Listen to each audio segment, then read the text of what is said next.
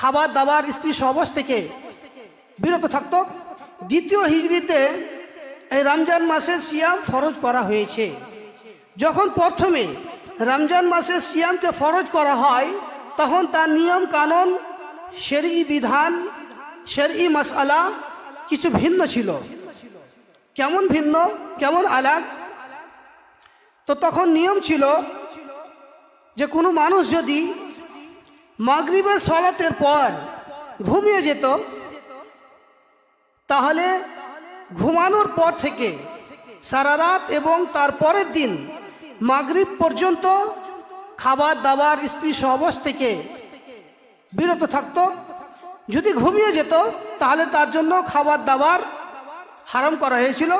সে তার পরের দিন মাগরিব পর্যন্ত আর খাবার দাবার করতে পেত না। এটা সাহাবা কেরাম রাদিয়াল্লাহু তাআলা আনহুমদের উপর টাফ হয়ে গিয়েছিল।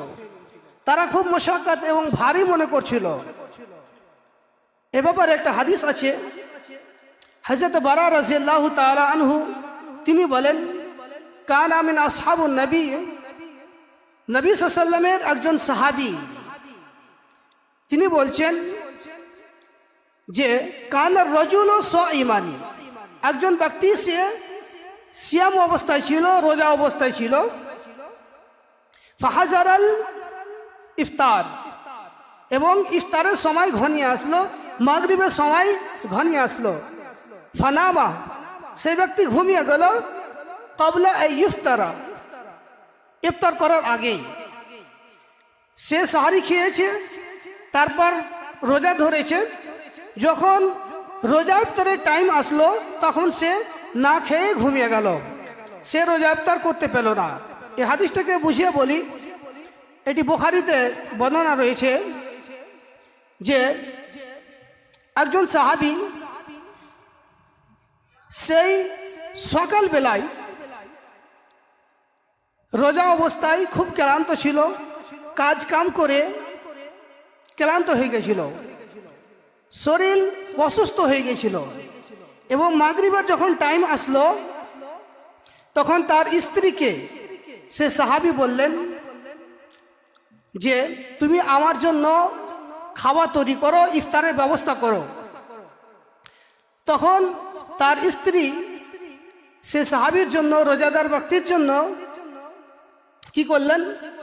ইফতারের ব্যবস্থা করলেন, রোজা ইফতারের ব্যবস্থা করলেন। এবং রোজা ইফতারের ব্যবস্থা করে যখন ঘরে ফিরছেন বা তার স্বামীকে যখন রোজা ইফতারি সামনে নিয়ে যাচ্ছেন দিবার জন্য, তখন দেখছি যে তার স্বামী ঘুমিয়ে পড়েছে।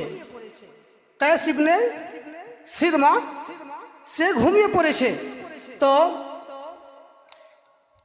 যখন দেখলেন যে ঘুমিয়ে পড়েছে, আর তো খেতে পাবে না, তার স্বামীকে জাগালো এবং তার স্বামী জেগে উঠে দেখে যে আশ্চর্য, আমি তো ঘুমিয়ে পড়েছিলাম। আর আল্লাহর বিধান হচ্ছে যে কোনো মানুষ যদি মাগরিবের পর ঘুমিয়ে পড়ে তাহলে সে আর খাবার দাবার করতে পাবে না, তাকে ক্ষুধার্ত অবস্থায় থাকতে হবে এবং এই অবস্থায় তাকে রোজা রাখতে হবে। তো কায়েস ইবনে সিরমা রাদিয়াল্লাহু তাআলা আনহু তিনি এই ক্ষুধার্ত অবস্থায় থেকে গেলেন সারা রাত এবং তার পরের দিন যখন দুপুরের টাইম হয়েছে, রোদ্রের সময়, সে আবার তার শরীর না খেয়ে, 2 দিন থেকে না খেয়ে আছে, না খাওয়ার অবস্থায়, ক্ষুধার্ত অবস্থায় দুর্বল হয়ে পড়েছে এবং সে অজ্ঞান হয়ে গেছে, বেহুশ হয়ে গেছে। তারপর আল্লাহ সুবহানাহু ওয়া তাআলা কুরআনুল কারীমে সূরা বাকারার 187 নম্বর আয়াত অবতীর্ণ করলেন। আল্লাহ সুবহানাহু ওয়া তাআলা বলছেন, ওয়াহিল্লা লাকুম লাইলাতাস সিয়ামির রাফাসু নিসাইকুম। আল্লাহ সুবহানাহু ওয়া তাআলা এই আয়াতে বলছেন যে উহিল্লা লাকুম লাইলাতাস সিয়ামির রাফাসু, তোমাদের জন্য রোজার রাতগুলোতে হালাল করা হয়েছে যে তোমরা তোমাদের স্ত্রীদের সঙ্গে হামবিস্তারি বা সেক্স করবে, জিমা করবে, এটা তোমাদের জন্য হালাল করা হয়েছে। এবং আল্লাহ সুবহানাহু ওয়া তাআলা সেই আয়াতই বলছেন, হুন্না লিবাসুল লাকুম ওয়া আনতুম লিবাসুল লাহুন, তোমরা তাদের জন্য, তোমার স্ত্রীর জন্য লেবাস এবং স্ত্রীরা স্বামীদের জন্য লেবাস। এবং সেই আয়াতে আল্লাহ সুবহানাহু ওয়া তাআলা বলছেন, কুলু ওয়াশরাবু হাত্তা ইয়াতাবায়্যানা লাকুমুল খাইতুল আবিয়াযু মিন খাইতিল আসওয়াদি মিনাল ফজর।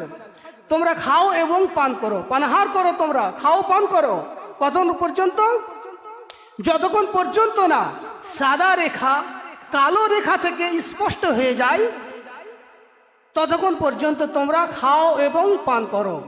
তাহলে এই আয়াতে আল্লাহ সুবহানাহু ওয়া তাআলা কয়েকটি কথা বলেছেন।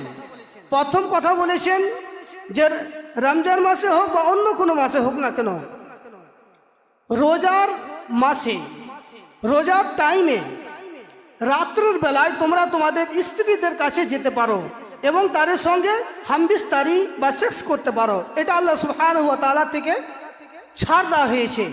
এবং আল্লাহ সুবহানাহু ওয়া তাআলা বলছেন হুন্না লিবাসুল লাকুম ওয়া আনতুম লিবাসুল লাহুন। তোমরা ওদের জন্য লেবাস এবং ওরা হচ্ছে তোমাদের জন্য লেবাস, পোশাক।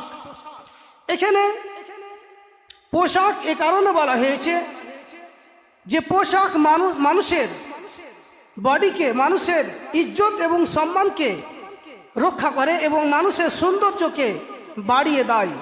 ঠিক তেমনিভাবে একজন স্বামী তার স্ত্রীর এবং স্ত্রী তার স্বামীর ইজ্জত এবং সম্মানকে রক্ষা করবে এবং তাদের ইজ্জত এবং সম্মান বেড়ে যাবে, তাদের মর্যাদা আল্লাহ সুবহানাহু ওয়া তাআলার কাছে বেড়ে যাবে।